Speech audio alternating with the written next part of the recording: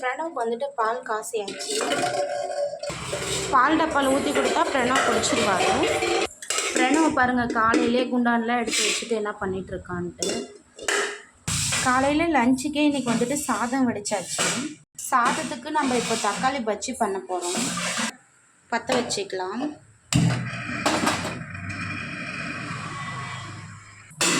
Oil ஊற்றிக்கலாம்.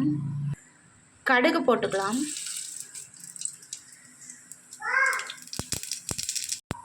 வரமிளகாயும் ஆனியனும் போட்டுக்கலாம்.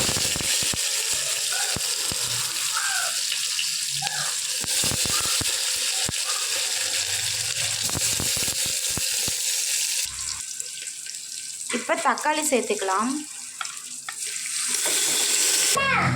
தக்காளி சேர்த்தாச்சு, நல்லா கலரி விட்டுக்கலாம்.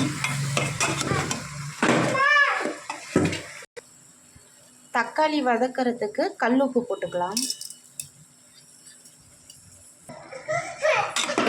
லைட்டாக கலரி விட்டுக்கலாம்.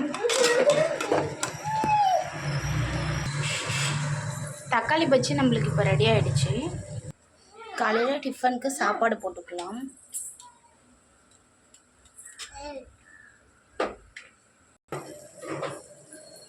தக்காளி பஜ்ஜி போட்டுக்கலாம்.